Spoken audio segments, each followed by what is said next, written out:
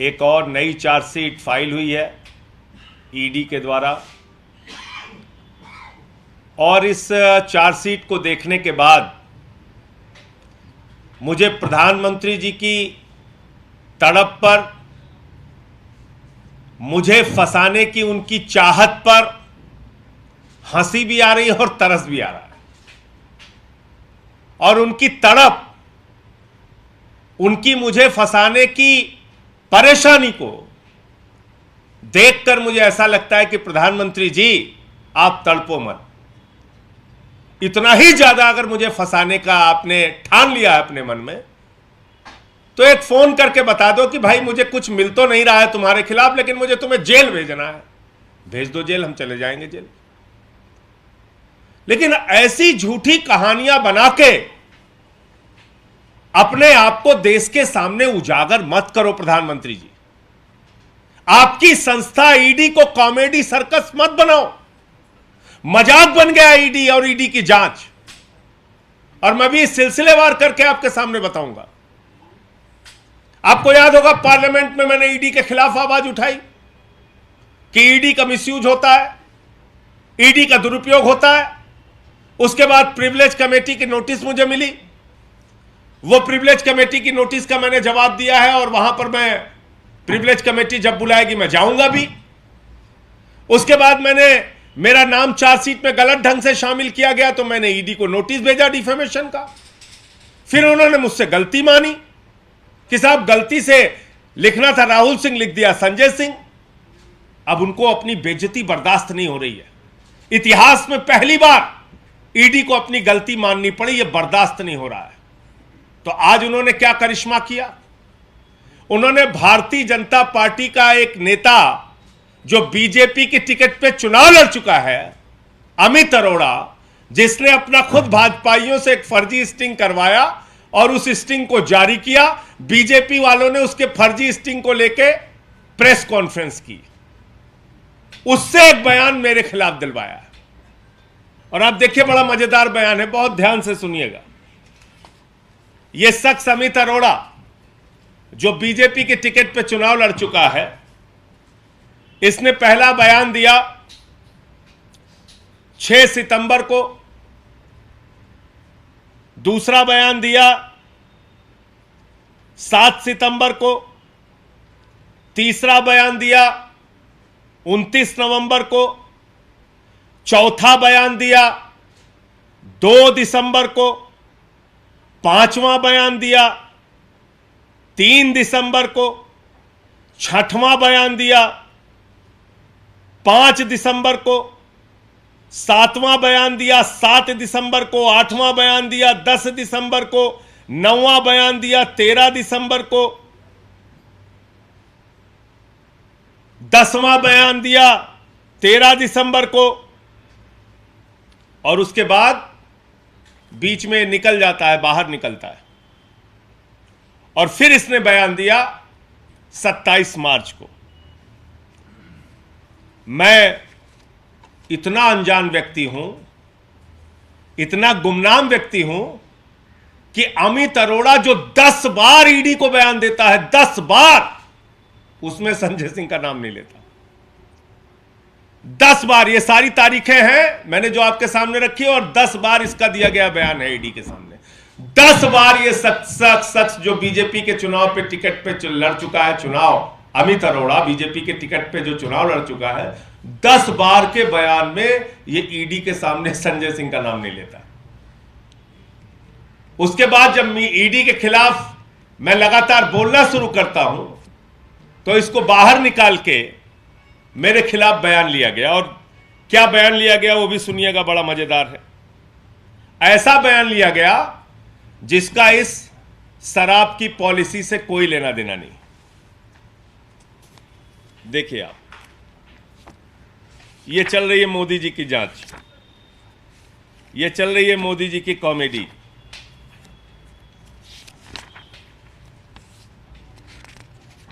ये अमित अरोड़ा कह रहा है कि 2020 जून में जब ये शराब की पॉलिसी कहीं आई गई, इसका नाम ही नहीं था, कहीं दूर दूर तक इसका कोई लेना देना नहीं था। 2020 जून में इसने कोई एमयू साइन किया। विवेक त्यागी, अजीत त्यागी, सर्वेश मिश्रा उस मीटिंग में थे। दिनेश अरोड़ा और विवेक त्यागी के साथ मिलकर इसने कोई एमयू साइन किया, जिस एमयू का कोई अता पता नहीं। फिर कहता है कि मनीष सिसोदिया और दिनेश अरोड़ा, मनीष सिसोदिया से मिलने में संजय सिंह के साथ, दिनेश अरोड़ा के साथ मनीष सिसोदिया से मिलने में गया। संजय सिंह भी उस मीटिंग में मौजूद थे। ये दो बयान इसका आता है। फिर कहता है कि साहब जो पॉलिसी, जो जिस चीज के लिए हमने एमयू साइन किया था, वो लाइन बड़ी इंटरेस्टिंग है। कहता है कि दरअसल वो जो एमयू साइन किया था वो पॉलिसी आई नहीं। इसमें लास्ट में लिख रहा है, however this policy change did not take place since the policy of 2021 did not come and the old policy of 1920 was extended. Meanwhile, work on the new policy of 21-22 started. तो ये कह रहा है कि एक एमयू साइन हुआ, सब कुछ हुआ, लेकिन क्योंकि वो पॉलिसी आई नहीं, इसलिए उस एमयू पे कोई काम भी नहीं हुआ। ये इनका बयान है। इस तरीके से इन्वेस्टिगेशन चल रहा है, इस तरीके से जांच चल रही है। अब और मजेदार बात सुनिए। 27 मार्च को इस व्यक्ति का बयान लिया गया। याद रखिएगा, 10 बार में इसको संजय सिंह का नाम याद नहीं आया, विवेक त्यागी का भी नाम याद नहीं आया, अजीत त्यागी और सर्वेश मिश्रा का भी नाम 10 बार की पूछताछ में याद नहीं आया। हमारे किसी सहयोगी का नाम याद नहीं आया, मेरा नाम याद नहीं आया, मेरे साथ ये मनीष सिसोदिया से मिलने गया था, ये बात भी याद नहीं आई। 10 बार इससे पूछताछ हुई। मैंने सारी तारीख बता दी। जो व्यक्ति है 9 अप्रैल को उससे पूछा जाता है कि क्या कोई आपकी मीटिंग हुई थी संजय सिंह और मनीष सिसोदिया के साथ? तो दिनेश अरोड़ा कह रहा है नो, नेवर। इससे पूछ रहे हैं कि have you ever met Manish Sisodia at his residence with Amit Arora? ये 9 अप्रैल को पूछा जा रहा है। 27 को अमित अरोड़ा का बयान है और 9 अप्रैल को इनसे पूछा जा रहा है कि have you ever met Manish Sisodia at his residence with Amit Arora? ये दिनेश अरोड़ा से पूछा गया 9 अप्रैल को। तो वो कह रहा है नो, नेवर। ये भी इसी बयान में लिखा हुआ है।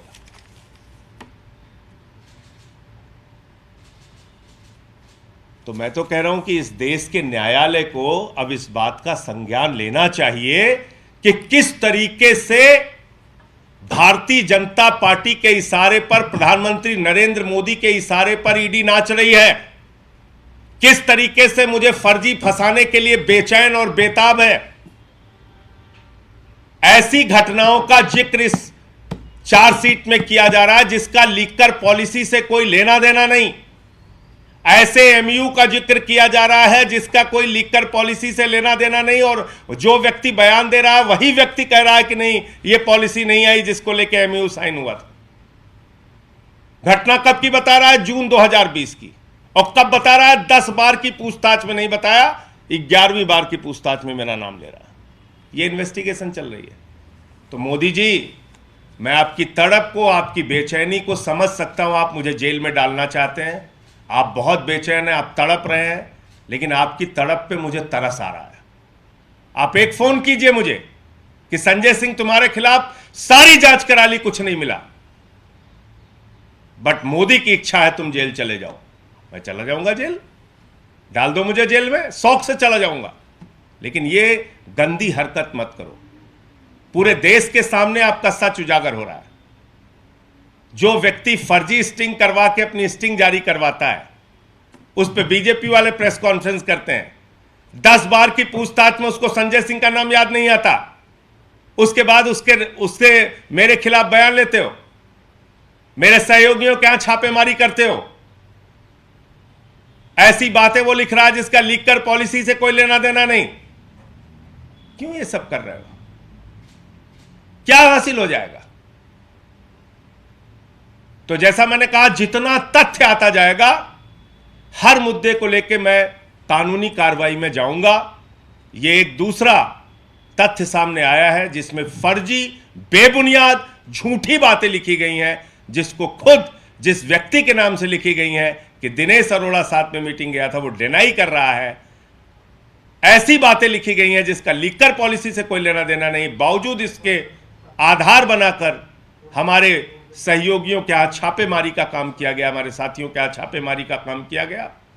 इस मुद्दे पर भी मैं कानूनी कार्रवाई इन लोगों के खिलाफ करूंगा और पूरे देश के सामने ऐसे ही एक्सपोज करता रहूंगा, बेनकाब करता रहूंगा नरेंद्र मोदी जी की नीयत को और उनके इशारे पर नाचने वाली ईडी को, जो कॉमेडी सर्कस बन गई है। तो मैं आज ये जो चार्जशीट आई थी, इसके जो तथ्य थे वो आपके सामने रखना चाह रहा था, इसलिए आज की ये प्रेस वार्ता थी। आपका कोई प्रश्न हो तो आप पूछ सकते हैं। संजय जी, पहले आपका नाम आता है चार्जशीट में, फिर कहा जाता है गलती से डाल दिया, फिर आपके करीबी पे छापा, फिर आज ही नहीं चार्जशीट। तो आप ये कहना चाह रहे हैं कि अब सीधा इशारा ये है कि संजय सिंह की अगली बारी है? बहुत साधारण सी एक लाइन में आपको समझ में आ जाएगा। क्या मैं इतना गुमनाम व्यक्ति हूं कि एक आदमी से ईडी पिछले साल के सितंबर महीने से, और अब आ गया मई, पिछले साल के सितंबर महीने से अब तक 10 बयान ले चुकी है। और ये पूरा बयान है, रखा है, देखिएगा, ये पूरा का पूरा बयान रखा हुआ है उसका। इसमें और भी लोगों के बयान है, लेकिन उसके बयान है, पूरे के पूरे बयान है। ये पढ़िए आप। 10 बार के बयान में ना तो उसको संजय सिंह याद आते हैं, ना विवेक त्यागी याद आते हैं, ना सर्वेश मिश्रा याद आते हैं, ना अजीत त्यागी याद आते हैं। और 11वें बार के बयान में फंसाने की साजिश के तहत एक ऐसी एमयू और ऐसी पॉलिसी का जिक्र किया जा रहा है 2020 जून का, जिसका लीकर पॉलिसी से कोई लेना देना नहीं। लीकर पॉलिसी का तो जन्म ही नहीं हुआ था तब। तो ये फंसाने की साजिश नहीं तो और क्या है? ये बदनाम करने की साजिश नहीं है तो और क्या है? और इसको लेकर अगर मैं कानूनी कार्रवाई नहीं करूंगा तो मेरे पास रास्ता और क्या है? ईडी के अधिकारियों को जो डांट पड़ती होगी, जो कहा जाता होगा, वो कर रहे हैं। लेकिन ये सब कुछ करने में वो कितना फंस रहे हैं, वो भूलते जा रहे हैं। आपने बता दिया संजय सिंह, दिनेश अरोड़ा और मैं गया था मनीष सिसोदिया के घर, मैंने मीटिंग कराई। जिस व्यक्ति का नाम ले रहे हो, वो 9 अप्रैल को जब उससे पूछा जा रहा है, वो कह रहा है नहीं साहब, ऐसी कोई मीटिंग नहीं हुई, कभी नहीं हुई। तो इसलिए मैं फिर मोदी जी से कहना चाहता हूं कि अगर आपके मन में, मैं आज दिल से कहना चाहता हूं कि मोदी जी, अगर आपके मन में संजय सिंह को फंसाने की इतनी ज्यादा तड़प और तरस है, इतनी ज्यादा आपको बेचैनी है, तो आप देश के प्रधानमंत्री हो। दूसरा काम आपके ऊपर बहुत ज्यादा है। एक फोन करके मुझे कहो कि संजय सिंह, आपके खिलाफ कुछ नहीं मिल रहा है, मुझे आपको जेल में डालना है, आप चले जाओ, मेरी संतुष्टि के लिए चले जाओ। मैं चला जाऊंगा, मैं जेल में चला जाऊंगा। आप फोन करके बता दो कि मुझे कुछ नहीं मिल रहा है, फिर भी जेल में डालना है, मैं चला जाऊंगा जेल। लेकिन पूरे देश के सामने आपका घिनौना खेल उजागर हो रहा है। मोदी जी, ये मत करो, ये अच्छा नहीं। आपको देश के लिए और सारे काम करने हैं। एक फोन करके कहो कि कुछ नहीं मिल रहा है, फिर भी हमें जेल भेजना है, मैं चला जाऊंगा जेल। आप दूसरा कोई काम करो, देश के बहुत सारे काम है, उसको करो। एक आदमी को फंसाने के लिए इतनी साजिशें, इतना खेल। पहले झूठा नाम डलवाते हो, फिर कहते हो ईडी से गलती हो गई, फिर 3-3 चार्जशीट में गलत नाम, तीनों जगह कोर्ट में लिख के देते हो गलती हो गई। फिर 10 बार एक आदमी बयान देता है, वो मेरा नाम नहीं लेता। 11वें बार जब वो बयान देता है, और उसी पीरियड में वो थोड़े दिन के लिए शायद बीमारी के कारण बाहर भी गया था, और ऐसा व्यक्ति जो बीजेपी के टिकट पे चुनाव लड़ चुका है। ये है इनकी सच्चाई।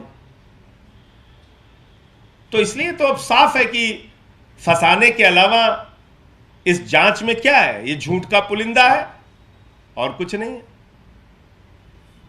संजय जी, क्या जो आगामी चुनाव है, क्या वो कारण है जो बार बार जो है फंसाने की कोशिश की जा रही है, टारगेट किया जा रहा है हमारे? देखिए, आपको याद होगा कि ईडी के दुरुपयोग के बारे में मैंने पार्लियामेंट में स्पीच दिया था और उसमें मैंने कहा था कि ईडी का कन्विक्शन रेट 0.5% है, जिसमें बड़ा हंगामा भी हुआ था। पीयूष गोयल खड़े हो गए थे उधर से मुझे मोर्चा लेने के लिए, लेकिन मैंने उनको पूरे तथ्य के साथ बताया कि ईडी किस तरीके से अपने पद का दुरुपयोग कर रही है और सरकार के इशारे पे विपक्ष के नेताओं को फंसाने का काम कर रही है। वहां से ये शुरुआत हुई है।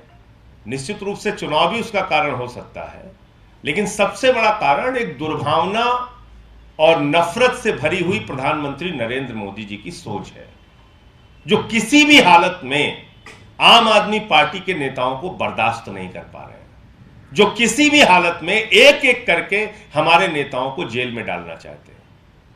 और इसलिए देखिए, आपने क्या कहा था, 14 फोन मनीष सिसोदिया ने तोड़ दिए, कहानी बनाई थी सारे टीवी चैनल। तो ये बदनाम करने का एक जो प्रोग्राम चला रखा है, बदनाम करने की एक फैक्ट्री जो बना रखी है ईडी को, तो अब वो तो अब नहीं चलेगा। अब तो आपकी एक एक झूठ को देश के सामने रखेंगे। आपको फांसी पे चढ़ाना है, चढ़ाओ, कोई दिक्कत नहीं, लेकिन आप जो भी झूठ बोलोगे, जो भी कुछ गलत करोगे, उस पर कानूनी कार्रवाई भी करूंगा और देश के सामने मीडिया के माध्यम से आपका सच भी उजागर करूंगा।